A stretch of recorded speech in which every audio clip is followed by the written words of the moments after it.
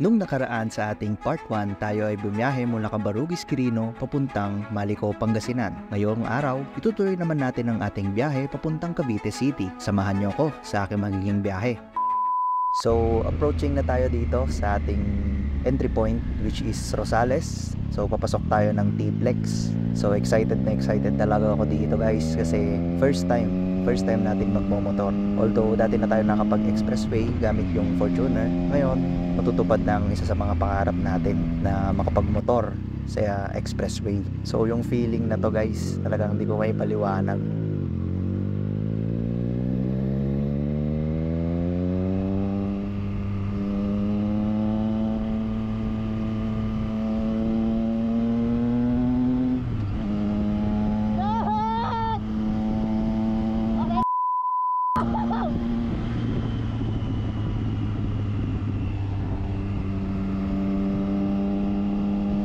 Dito pa lang sa bungad, meron na agad patrol car. Kaya steady lang tayo. Steady gold tab lang tayo dito. Dami talagang nagpapatrol dito. Dito sa T-Plex, tulad nito, yung patrol car na to. So, paka-maintain lang yun ng 100 guys. Kinabahan ako dyan.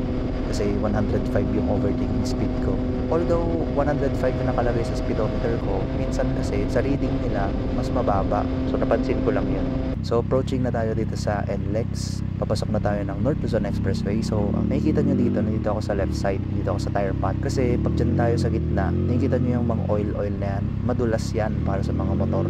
So yun lang, isang tip para sa kagaya kong mga magmomotor dito sa expressway.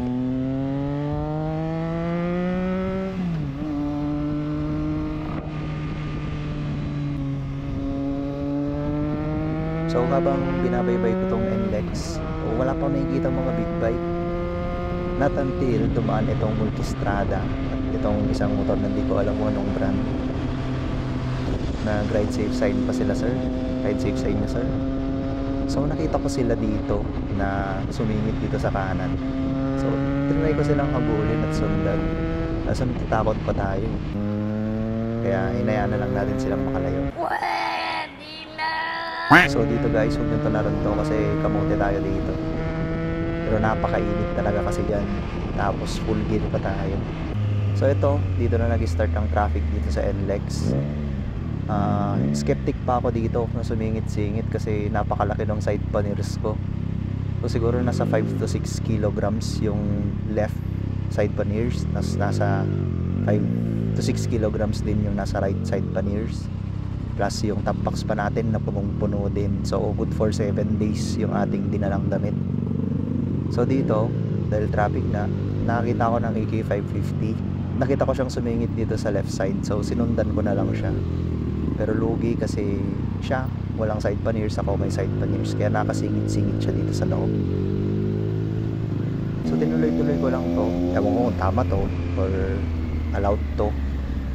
Pero hindi kasi talaga ako kasya dyan sa gitna. Sasayad ako dyan. So napakahaba ng traffic na yan guys. Imagine kung nag 4 wheels ka dyan. Dyan ka na nag-stuck.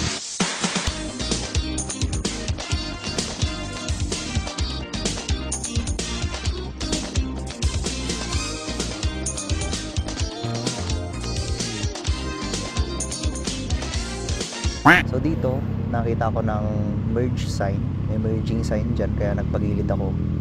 Tapos nakita ko yung GS, sumingit pa rin, kaya sinundan ko na rin siya. Kasi kung kamote siya, kamote rin ako. Ang galing! Ang galing! Tapos may kita mo dyan, naka-hazard pa siya. Hindi ko alam kung bakit siya naka-hazard light dyan. Ewan ko kung para saan yan. Huwag kayo iiyak! Sumingit siya sa cones, sumingit din ako sa cones. Kasi kamote tayo guys, di ba? Biro lang. Pwede lang ata.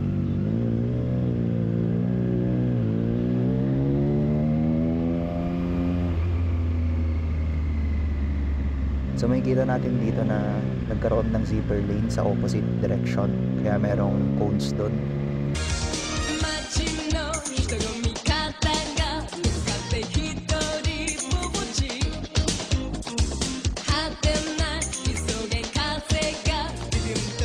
So pinatuloy lang natin ang ating biyahe hanggang sa makarating tayo dito sa papasok sa Skyway. So yun nga pala dadaanan natin guys. So dinaanan natin ang T-Plex, SCTEX, NLEX. Tapos papasok na tayo ng Skyway. at pupunta na tayo ng NAIA X at papasok tayo ng Cavitex. So yun ang ating dadaanan guys. So dito nga pala sa Skyway ay 60 kph ang maximum speed. So dito talaga guys, sinunod ko talaga yon 60 kph kasi alam ko stricto sila dito. So i-enjoy ko lang talaga dito yung view. Naging pasalamat ko talaga dito kasi hindi tayo inulan, napakaganda ng panahon.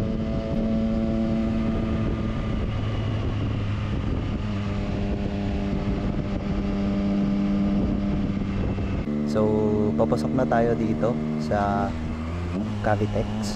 Malapit-lapit na tayo sa ating pupuntahan. So, habang pa-exit na tayo dito ay merong 60 kph na speed limit. Dito sa Cavitex, meron ulit 100 kph na speed limit. Kaya, nakikita nyo dito, binilisan ko. Kasi init na din talaga ako dyan. Plus, maluwang naman ang kalsada. So, tuwang-tuwa nga talaga ako dito guys. Kasi dati, pangarap ko lang na makapasok sa expressway ng naka-big bike. Dahil kapag nagdadrive ako dito ng 4 wheels at may nakikita ako mga big bike na nasa expressway, napapasana all talaga ako. Sabi ko, sana all. Sana all ako ng sana all. So, ngayon, natupad na talaga ang ating pangarap. So, thankful tayo kay Lord.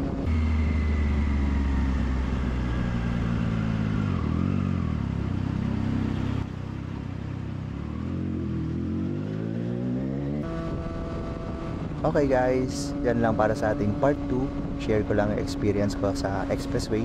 Enjoyin ko lang yung view dito sa Cavitex. And para sa ating part 3, pupunta naman tayo ng Tanay Rizal kung saan madadaanan natin ang Marilake.